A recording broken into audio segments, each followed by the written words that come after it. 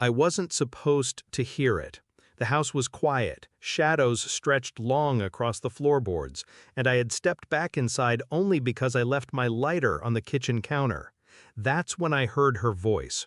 My wife's voice, soft, hushed, sharp with calculation. "He's a dirt kicker. Raid his barn at midnight. Make it look like you killed him in self-defense." I froze.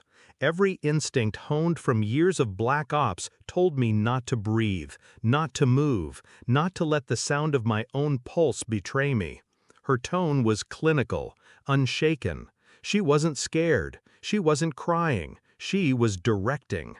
And then the voice on the other end, male, older, authority dripping through the static. Her father, sheriff of this county, corrupt, ruthless, untouchable. The floor tilted beneath me. My wife, the woman who smiled at me over coffee this morning, who laughed when I kissed her cheek, she was conspiring to bury me 6 feet under, a story no one would question.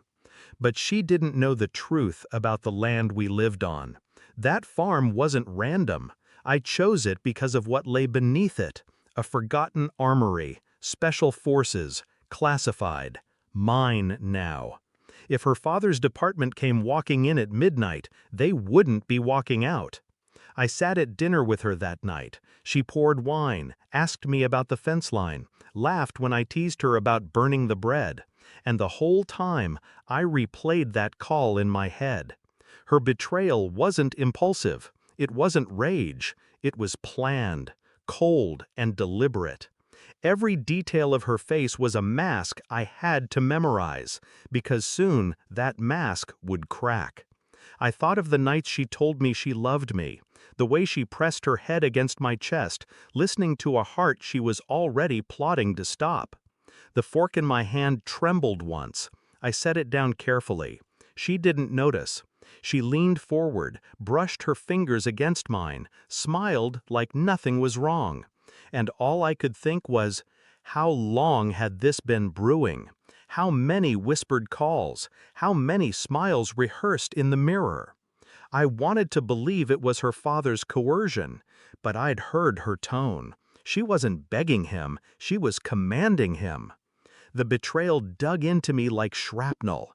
Not just her, the life I thought I had, the home, the peace, all of it a stage built on lies. I moved through the next day with surgical precision, outwardly calm, inwardly dissecting every second. Phone records confirmed it, calls, nightly, hidden under aliases, payments from her account routed to her father's shell businesses. I checked the barn, planted motion detectors, thermal imaging, every approach covered.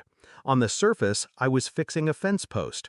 In reality, I was rigging the ground with silent deterrents, tools I hadn't touched in years but never forgot how to use. And her? She kissed me goodbye in the morning, told me she'd visit her sister, came back smelling of perfume that wasn't hers. Every sign stacked up, every lie layered neatly atop the other. She was careful. She thought she was clever. But careful people forget one thing. Silence doesn't erase the truth. It amplifies it. And in the silence, I could hear the clock ticking down to midnight. By 11:30, I was sitting in the dark of the barn. No light, no sound. My pulse steady. And then, headlights, engines, doors slamming shut, boots crunching gravel, the sheriff's men, her father's men, armed, confident, convinced of the lie they'd been fed. She wasn't with them. She didn't need to be. She's already sentenced me. I let them walk inside, every step deeper into a tomb they didn't know they'd entered.